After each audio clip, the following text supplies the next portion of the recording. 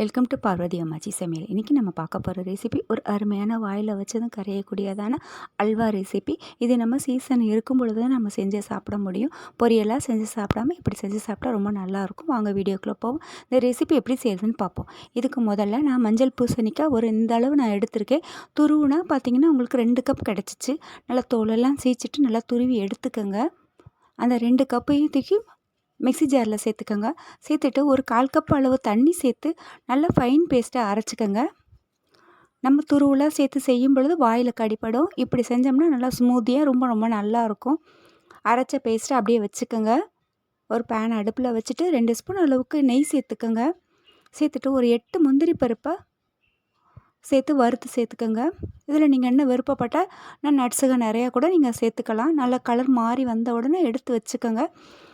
அந்த நெய்யிலேயே இந்த அரைச்சி வச்ச பேஸ்ட்டை சேர்த்துக்கோங்க. ஏன்னா மஞ்சள் பூசணிக்காய்க்கு லேசாக பச்சை வாசனை அடிக்கும். நல்லா அந்த பச்சை வாசனை போகிற அளவுக்கு நல்லா வதக்கி விட்டுக்கோங்க. ஒரு 5 நிமிஷமாவது ஆகணும். பச்சை வாசனையோடு நம்ம மற்ற பொருட்கள் சேர்த்துட்டோம்னா அல்வா சாப்பிட முடியாது. நல்ல வாசனை போகட்டும். அந்த பச்சை வாசனை நல்லா போன உடனே இதில் 1 ஸ்பூன் அளவுக்கு கார்ன்ஃப்ளவர் மாவு சேர்த்துக்கோங்க. கார்ன்ஃப்ளவர் மாவு சேர்த்து செய்யும் பொழுது நல்லா ஸ்மூத்தாக இருக்கும், சாஃப்டாக இருக்கும். உங்களுக்கு துருவலாக சேர்த்து செய்யும் பொழுது வாயில் கடிப்பட்டுச்சுன்னா சின்ன பசங்கள்லாம் சாப்பிட மாட்டாங்க. இப்படி நல்லா சாஃப்டாக இருந்துச்சுன்னா ஈஸியாக சாப்பிட்றதுக்கு ரொம்ப நல்லாயிருக்கும்.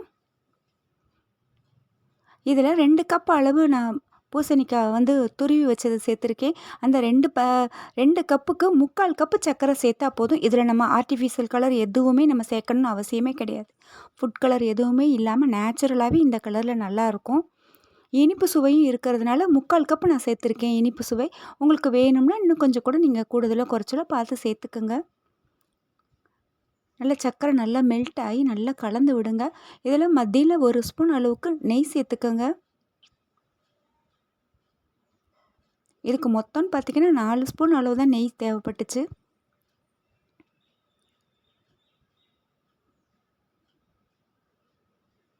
நல்லா கலவை நல்லா சுருண்டு வரணும். இதில் ஒரு 1/4 டீஸ்பூன் அளவுக்கு ஏலக்காய் பொடி சேர்த்துக்கோங்க.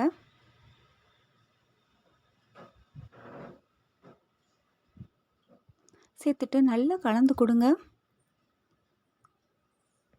எப்பொழுதுமே ஒரே மாதிரியே நம்ம பொரியலோ கூட்டாக தான் நம்ம செய்வோம். இப்படி செஞ்சு கொடுங்க. பிள்ளைங்கள்லாம் நல்லா சாப்பிடுவாங்க. முந்திரி பருப்பையும் சேர்த்துட்டு நல்லா கலந்து கொடுங்க. இந்த அளவுக்கு தளத்தளப்பு இருக்கும் பொழுதே நம்ம 1 ஸ்பூன் நெய் சேர்த்துட்டு அடுப்பை ஆஃப் பண்ணிவிடுங்க. ஆற அது நல்லா நம்ம கார்ன்ஃப்ளவர் மாவு வேறு சேர்த்துருக்கோம். ரொம்ப நல்லா இருக்கும். ஸ்மூத்தான பதத்தோடு ரொம்ப நல்லாயிருக்கும் சாப்பிட்றதுக்கு. வாயில் வச்சதும் கரையக்கூடியதான அல்வா ரெசிபி.